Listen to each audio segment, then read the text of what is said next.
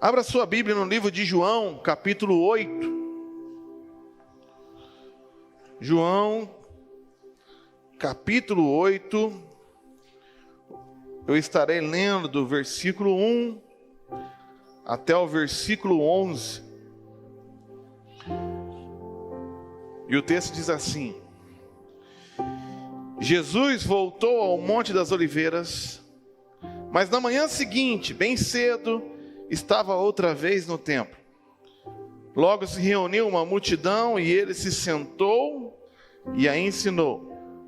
Então os mestres da lei e os fariseus lhe trouxeram uma mulher pega em adultério e a colocaram diante da multidão. Mestre, esta mulher foi pega no ato de adultério, disseram eles a Jesus. A lei de Moisés ordena que ela seja apedrejada. O que o Senhor diz? Procuravam apanhá-lo numa armadilha, ao fazê-lo dizer algo que pudessem usar contra ele. Jesus, porém, apenas se inclinou e começou a escrever com o dedo na terra. Eles continuaram a exigir uma resposta, de modo que ele se levantou e disse: aquele de vocês que nunca pecou, que atire a primeira pedra. Então inclinou-se novamente e voltou a escrever na terra. Quando ouviram isso, foram saindo um de cada vez, começando pelos mais velhos, até que só restaram Jesus e a mulher no meio da multidão. Então Jesus se levantou de novo e disse à mulher: onde estão os seus acusadores? Nenhum deles a condenou? Não, Senhor, respondeu ela. E Jesus disse: eu também não a condeno. Vá e não peque mais. Palavra de Deus, amém? Hoje eu quero compartilhar com vocês uma mensagem com o título Encontros que Transformam. A maioria dos encontros que nós temos na vida tem o poder de nos transformar, seja para o bem, seja para o mal.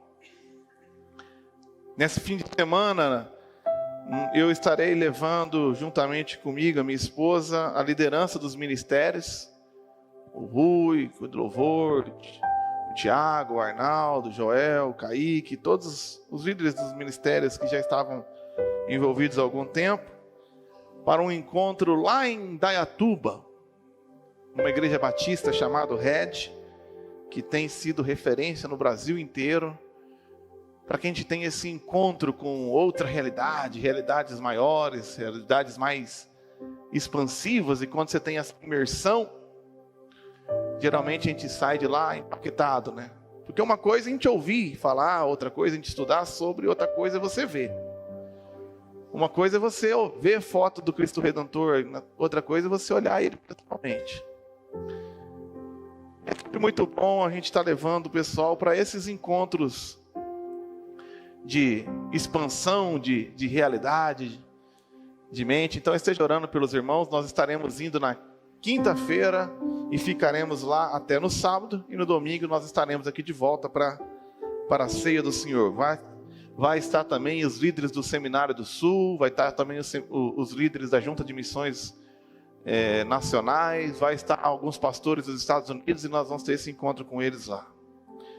Mas existem alguns encontros que até chamam a atenção, mas não muda nada.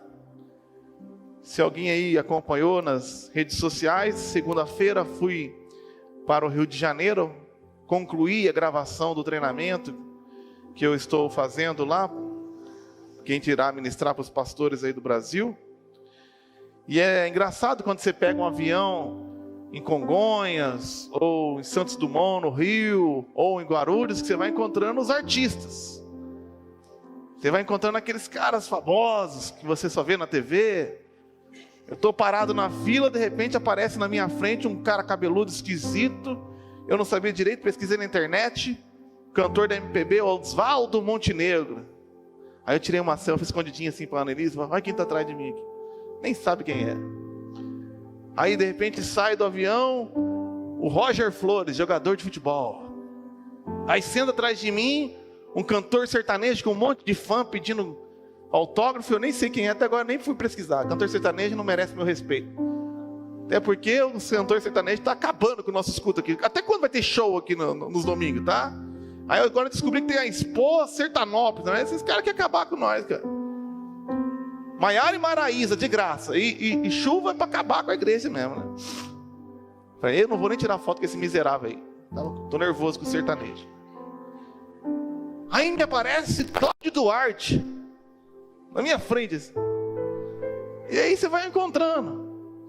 Mas para falar a verdade, irmão, eu não ligo para isso não. Então para mim, ó, não que não sejam especiais, que sejam espetaculares, não que se propuseram a fazer, a ponto de serem conhecidos no Brasil, no mundo todo, mas para mim não faz diferença. Existem alguns tipos de encontro que me marcam mais.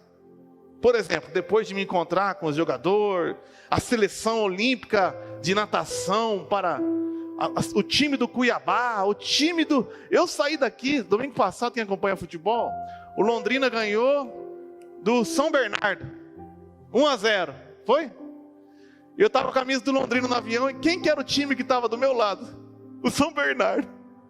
Eu tinha botado uma blusinha assim para esconder a logo do Londrina. Os caras estavam nervosos, e eu estava com eles. Mas não muda nada para mim.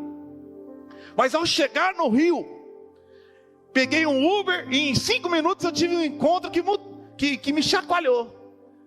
É um encontro com um rapaz que deve ser menor de idade, eu nem sei o nome dele. É um encontro com o bandido que assaltou o nosso carro.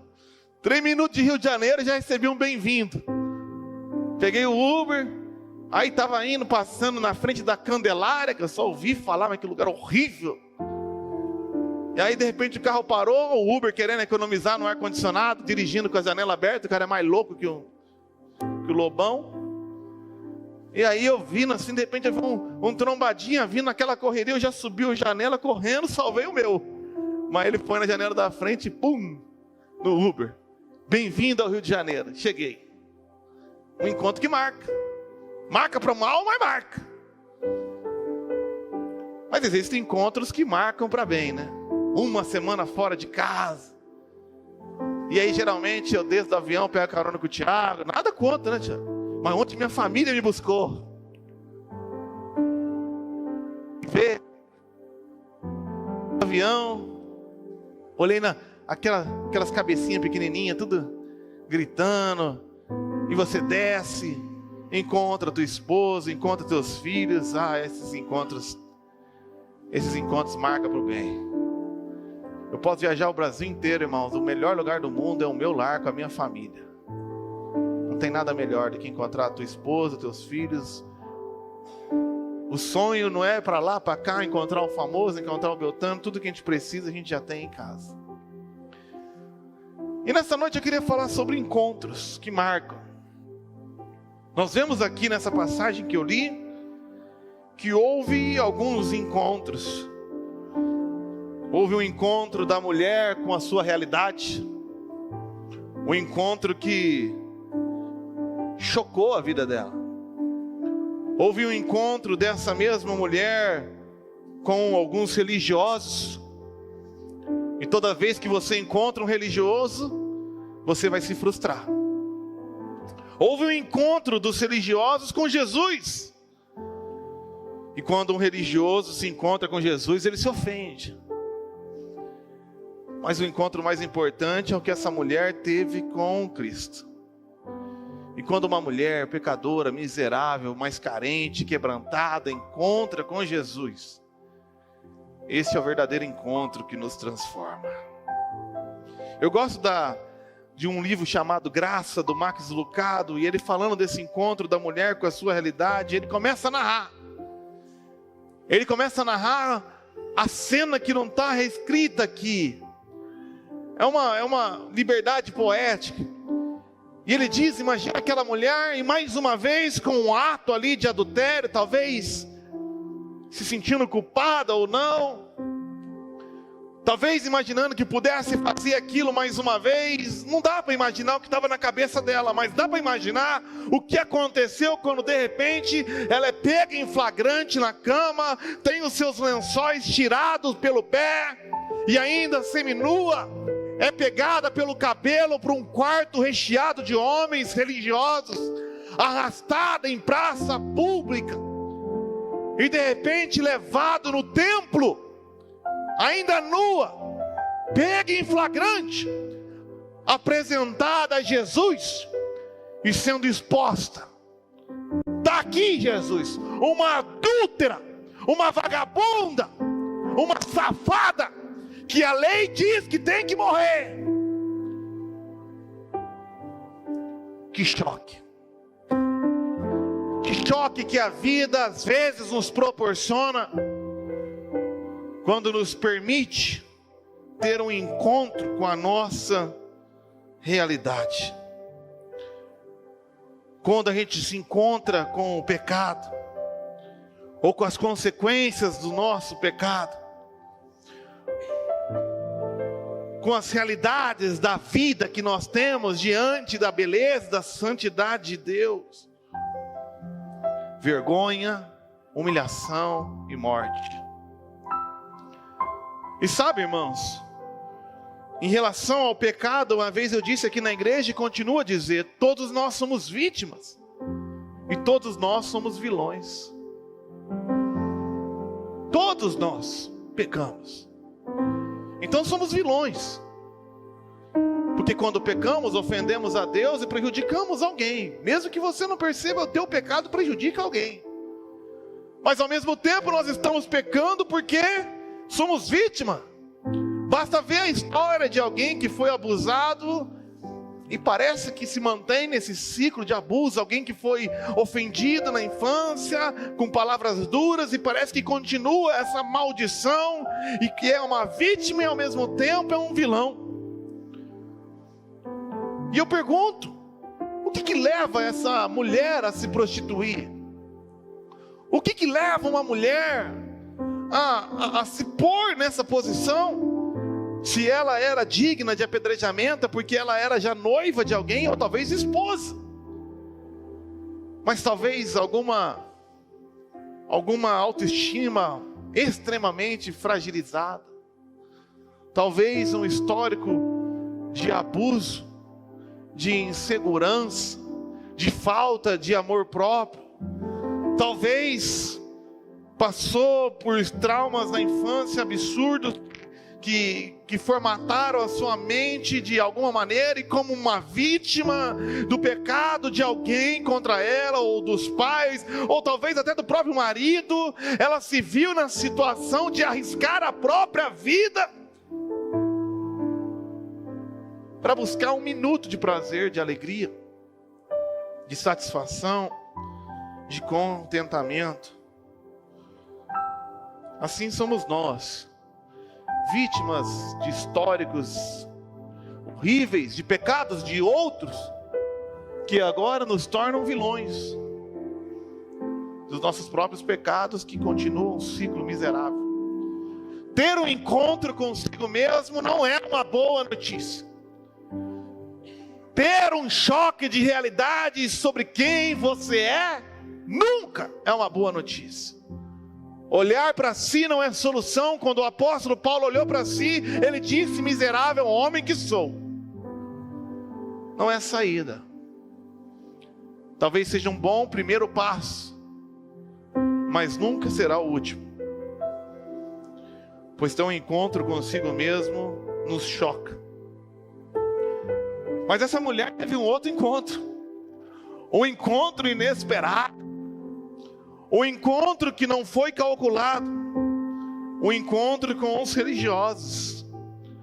Com os religiosos e as suas arbitrariedades. Pois ninguém comete adultério sozinho. E eu pergunto a você: onde está o marido? Ou onde está o homem com quem ela cometeu adultério? Naquele tipo de sociedade? Vamos matar a mulher que estava adulterando com quem? Com quem? Não importa? Não interessa? Será que é um homem influente? Será que é um homem rico? Ou será que é só porque ele é um homem mesmo, então é mais fácil pegar uma mulher e humilhar, e expô-la, porque uma mulher não vai voltar contra mim e me matar? O religioso é arbitrário. Ele coa um mosquito e engole um camelo. Ele se incomoda com a tua roupa, com a tua unha, mas vive comentando os pecados mais atrocidades do que você possa imaginar. É inacreditável o que a gente vê quando liga a internet sobre história de pastores e líderes que passaram a vida inteira enfiando o dedo em rixe na cara dos outros, acusando. E quando são deparados com a realidade, na tempo da internet, ai, que vergonha. Os religiosos são insensíveis. Eles não se preocupam com nada, a não ser as suas malditas regras que eles mesmos criaram. Independente das pessoas, amam as coisas e odeiam as pessoas. Amam as doutrinas e odeiam as pessoas para o qual as doutrinas foram criadas. Ter um encontro com um religioso é uma desgraça. E talvez você teve um encontro com algum religioso em algum momento e isso te maculou, te traumatizou.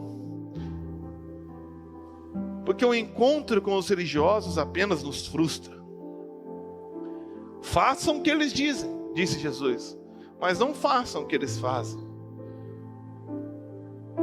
Porque eles não entram no reino dos céus e não permitem que os outros entrem também. Você identifica um religioso quando a sua língua é cheia de acusação e a sua performance é cheia de hipocrisia.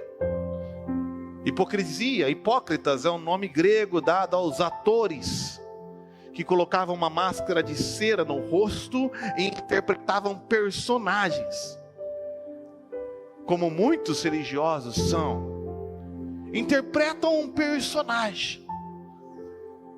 Você vê ele falando e diz: isso não é real. Querido, querida, a paz do Senhor, amado, é um personagem. Como que eu posso ser teu querido? Eu te conheço hoje. E você convive com ele. Até você pegar uma carona, entrar num carro, ver o bastidor dele, no casamento dele, e aí você vai descobrir quem o miserável é e vai se frustrar. Porque é um hipócrita. Não prega um evangelho sincera, ou seja, sincero. Não prega um evangelho que se expõe. Essa mulher falhou assim como eu tenho falhado também. Prega um teatro.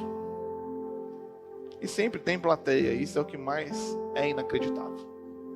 Mas esses religiosos, quando se encontram com Jesus, esses religiosos se ofendem. Trouxeram essa mulher porque tudo que um religioso sabe fazer é usar um ambiente eclesiástico para tentar pegar o outro, derrubar o outro, armar para o outro. Numa igreja, isso é inacreditável. E queriam usar a mulher para pegar Jesus em flagra. Porque se Jesus não apedrejasse a mulher, eles diziam: tá vendo? Jesus vai contra a lei de Moisés, e ele estaria em maus lençóis. Se Jesus apedreja a mulher, tá vendo? É um hipócrita. Prega amor, graça e misericórdia e matou. E com a sua sabedoria de religioso, achou que tinha alcançado o êxito. Pegamos o miserável. É agora que ele cai. Jesus tinha, como sempre tem, uma carta na mão e um trato especial com todo bando de hipócrita que se encontra sobre a face da terra. O texto diz que Jesus começou a escrever no pó. Grava essa expressão: escrever no pó. Muito vem se conjecturando ao longo dos 2000 anos sobre o que Jesus poderia ter escrito no pó. As pessoas chutam isso ou aquilo, não podemos ter certeza. Mas quando você olha a palavra no grego, o que está escrito ali é katagrafein. catagrafém, que significa, no português, escrever contra alguém. Catagrafém é escrever contra. Então a gente não sabe exatamente o que ele escreveu, mas a gente sabe que ele escreveu contra. Contra quem? Contra os religiosos. Ele escreveu no pó. E existem alguns insights que podemos ter, como por exemplo, eu quero que você abra aí na NVI, Jó 13, 26. Olha que interessante. Aqui em Jó 13, escrito em hebraico, nós vemos essa mesma construção etimológica da palavra escrever contra. E o texto diz assim: escreves acusações amargas contra mim, e trazes à tona os pecados da minha juventude. Jó 13, 26. Escreve acusações amargas contra mim, e trazes à tona pecados da minha juventude. Então talvez Jesus ali começou a escrever os pecados da juventude daqueles religiosos. Adultério também, mentira, roubo, enganação. E os discípulos e os religiosos ficaram olhando para aquilo, mas ainda insistindo, porque são hipócritas. Mas Jeremias 17:13 talvez traga um acréscimo ainda mais a esse entendimento do catagrafém. Olha que coisa interessante. Ó Senhor, esperança de Israel, todos que te abandonarem sofrerão vergonha, e aqueles que se desviaram de ti terão os seus nomes escritos no pó, pois abandonaram o Senhor, a fonte de águas vivas. Terão os seus nomes escritos no pó, pois abandonaram o Senhor, a fonte de águas vivas. Jesus, no capítulo anterior, no capítulo 7, já contei essa história aqui, naquela festa dos tabernáculos, e no último grande dia da festa, quando era esperado que o Messias apareceria a eles e apresentassem a água viva, eles passavam 7 dias celebrando a festa, indo até o rio, pegando a taça, enchendo de água, trazia para o templo e cantava em cada degrau os salmos dos degraus. Cantavam salmos, andavam degrau, cantavam salmos, andavam degrau, e derramava essa água sobre o altar. Mas no último dia, eles iam até o rio e não pegavam água, e voltavam com a taça vazia, porque a profecia dizia que no último dia o Messias apareceria e ofereceria a água, a fonte de águas vivas. Então você lê João 7,37, quando diz: no último dia da festa, da grande festa, Jesus se levanta e fala: eu sou a água viva, aquele que crê em mim, do seu interior fluirão rios de águas vivas. Mas esses homens rejeitaram. Eles começaram a discutir entre si, até que chega no versículo 53, um texto muito usado para expulsar o povo de casa. E ele diz: então todos foram para as suas casas. Não aceitaram, rejeitaram a fonte de águas vivas. E quando Jesus volta para o templo, no outro dia, eles encontram essa mulher e usam-a para abandonar. Mas sofrerão vergonha. Aqueles que se desviarem de ti terão os seus nomes escritos no pó, pois abandonaram o Senhor, a fonte de águas vivas. Então, baseado nisso, eu acredito que Jesus escreveu ou o pecado dos miseráveis, ou o nome dos infelizes, como quem dissesse: quem é você, Ed Carlos, que cometeu o pecado X? Então ele se levanta e fala. Primeiro ele escreve os pecados, o povo insiste. Então ele diz: então aquele que não tem pecado, atire a primeira pedra. E ele vai lá no pecado: adultério, João; mentira, José. E todo fariseu conhecia a lei de cor. E a igreja não é lugar para gente santa. A igreja é lugar para pecador arrependido. E o inferno não é o lugar daqueles que pecaram, porque se assim fosse, todos nós estaríamos lá. O inferno é o lugar daqueles que pecaram e não se arrependeram. Então nós chegamos ao encontro que de fato importa. O encontro que eu e você esperamos ter nessa noite. O encontro com Cristo Jesus. Pois quando encontramos com Jesus, encontramos misericórdia. Quando encontramos com Jesus, encontramos perdão. Quando encontramos com Jesus, encontramos restauração do nosso propósito. Moça, ninguém te condenou? João 3,17 diz que o Pai enviou o Filho não para condenar o mundo,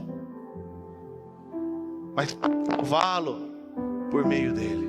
Jesus não veio para condenar, ele veio para nos salvar da condenação que a gente mesmo se impôs. Por isso aquele que crê não será condenado, aquele que crê já está. Ninguém te condenou, porque Jesus não diz que aquele que não tem pecado não atire nenhuma pedra. Ele diz: aquele que tem pecado, que atire a primeira. Pode deixar assim mesmo, que atire a primeira. Aí ele não falou nada da segunda. Quem não tinha pecado naquela roda? Jesus. Era hora de Jesus pegar a pedra e tacar na cabeça da mulher. E aí eu, como pecador, tenho autorização para tacar a segunda. Mas uma coisa que Jesus ensinou para esses religiosos, e ensina para mim, e ensina para você, é que mesmo ele sendo santo, justo e bom, infalível, ele não atirou a primeira pedra.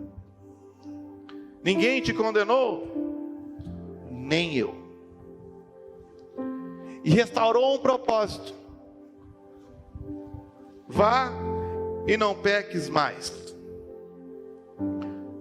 Vá e não peques mais. Isso é libertação. Isso é vida em abundância. João 8,36 diz que se o Filho vos libertar, verdadeiramente sereis livres. Pois o diabo vem para matar, roubar e destruir, mas eu vim para que vocês tenham vida, e vida em abundância. E não existe vida em abundância preso nas garras do pecado. Que vida em abundância é essa que a mulher precisa procurar numa satisfação de 2 minutos no braço de outro? Algum propósito para a sua vida? Que vida em abundância há na vida de um homem que vive atrás de micros prazeres inúteis, acompanhados de um peso terrível de depressão? Isso não é vida, isso é o que o diabo quer. Ele quer matar os seus sonhos, ele quer roubar o seu propósito, ele quer destruir a sua vida. Mas Deus, na pessoa de Jesus, vem nos oferecer vida em abundância quando somos libertos do nosso pecado. Então a graça não é um alvará de soltura para você continuar pecando. A graça é um capacitador. Pode deixar, gente. Não, mas não vai. Pode deixar, pode deixar. Vai assim mesmo. Eu começo a gritar aqui e vai dar certo. A graça é um capacitador de libertação. Vai ficar assim. Se falhar, eu grito. Pois quando nós encontramos com Jesus, o encontro com Cristo nos transforma. Mas quando você encontra com Deus, você tem 2 escolhas, irmão. Você pode resistir, como os religiosos fizeram, ou você pode se arrepender, como essa mulher aparentemente fez.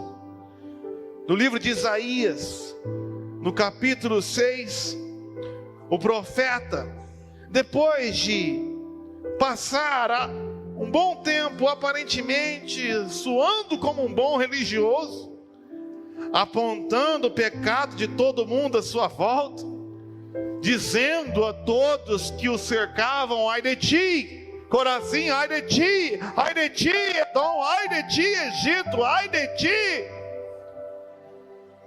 Tem no capítulo 6 um encontro com a glória de Deus.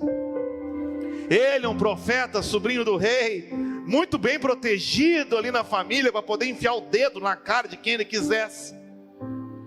Teve uma experiência quando seu tio morreu.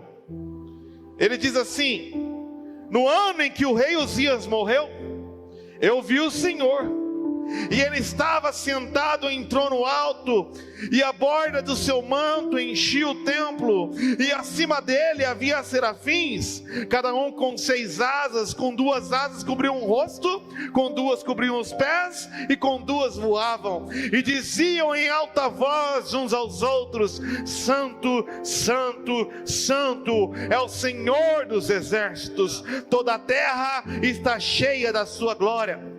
E as suas vozes sacudiam o templo até os alicerces, e todo o edifício estava cheio de fumaça.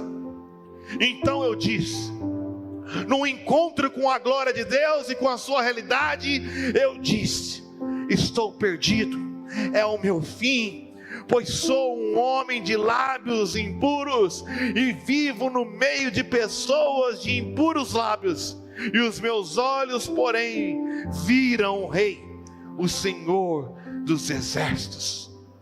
Mas ao mesmo tempo que ele se encontra, ele se quebranta, ele se arrepende, ele para de apontar o dedo para o outro e aponta para si. Antes era um ai de ti, agora é ai de mim, porque sou pecador. Sim, tudo que ele falou antes é verdade. Ele vivia no meio de um bando de pecador, mas até ter um encontro com Deus, ele não percebeu que ele era miserável também. Então não está negando o pecado dos que o cercam. Vivo no meio de um povo pecador, mas eu tenho lábios impuros. Então quando ele tem um encontro com Deus e se quebranta, um dos serafins voou em minha direção, versículo 6, trazendo uma brasa ardente que ele havia tirado do altar com a uma tenaz. Tocou os meus lábios com a brasa e disse: veja, esta brasa tocou os seus lábios, sua culpa foi removida e seus pecados foram perdoados. Glória a Deus. Quando encontramos com Cristo e confessamos os nossos pecados, Ele é fiel e justo para nos perdoar, e o melhor de tudo, nos purificar de toda imundícia. Agora Ele está perdoado, agora Ele está purificado, e agora Ele encontra o seu propósito. Então ouvi a voz do Senhor perguntando, versículo 8: quem enviarei como mensageiro a esse povo? Agora você pode ser um mensageiro desse povo. Quem irá por nós? Porque agora você não vai mais por você, você está indo por mim. Agora você se entendeu. Agora você é um porta-voz. Agora você não usa a oportunidade que tem para vomitar suas opiniões. Agora que você está morto com Cristo e foi ressuscitado com Ele, agora que não vive mais você, mas é Cristo que vive em você, agora, arrependido, quebrantado, você pode ir por nós. E então eu respondi: aqui estou, envia-me a mim. Então o Senhor disse: então agora vá e diga a este povo. O encontro com Deus, quando você é quebrantado, nos traz perdão dos pecados, purificação das nossas misérias e um retorno aos nossos propósitos. Por isso o encontro com Cristo nos transforma. Pedro uma vez teve esse encontro. Quando foi confrontado com a sua realidade, lá atrás não aceitou. Arvorando ser melhor do que os outros, disse que iria com Cristo até na morte. Então Jesus falou a real para ele: antes que o galo cante 3 vezes, tu me negarás. E assim ocorreu. Pedro, chocado com a sua realidade, voltou a fazer aquilo que julgava que sabia. Voltou a pescar. Mas é engraçado que toda vez que a Bíblia mostra o Pedro, o pescador, pescando, ele não sabe pescar porcaria nenhuma. Sempre dependeu da graça de Deus, nunca percebeu. Tudo que nós fazemos, irmãos, seja a profissão que você tiver, seja o talento que você tiver, seja a habilidade que você tiver, seja você crente ou não crente, é um favor gracioso de Deus. Se Ele tira a mão, acabou, você não presta nem para trabalhar. E Pedro tentou fugir, vou usar minhas habilidades, e levou a galera com ele. E sem o favor de Deus não pescou nada. Mas o Messias, graciosamente glorificado, ressuscitado, reaparece para ele com um churrasquinho, dá novamente, misericordiosamente, uma direção, e dessa vez há uma grande pesca de 153 grandes peixes, que a rede não se arrebenta. Então ele traz Pedro ao seu lado e o confronta com a sua realidade. Pedro, tu me amas no ágape? Pedro responde: tu sabes que eu te amo, filéu. Alguns teólogos insistem que não há diferença, outros que sim. Eu sou dos que dizem que sim, porque ágape é amor incondicional, filéu é amor condicionado. Filéu é de amigo, eu gosto de você porque você me faz bem. A partir do momento que você não me faz bem, eu não gosto mais. Ágape é amor incondicional. Eu te amo, não importa o que você faça. Deus nos ama ágape. Nós amamos Ele, filéu.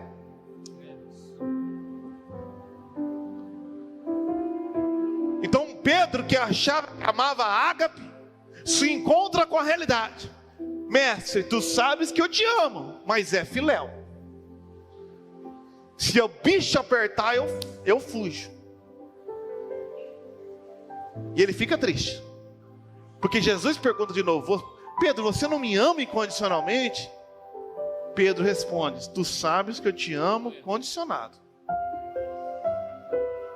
Então, numa terceira vez, Jesus cede e pergunta para ele: Pedro, você me ama, filéu?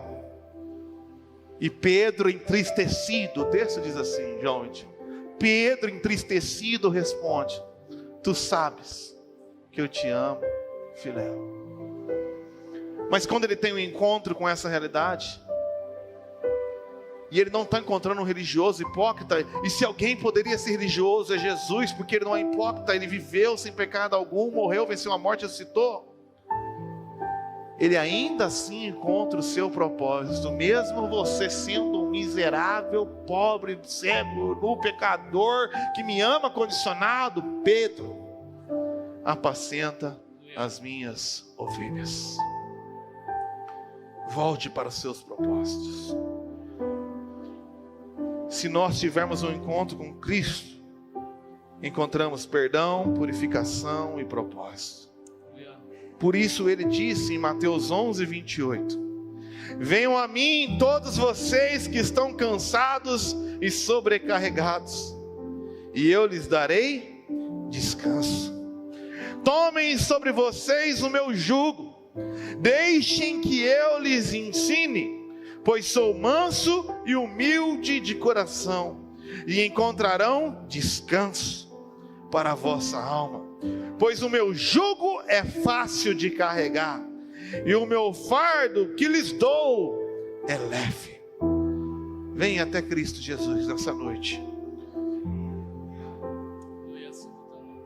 Tenha um encontro com Cristo.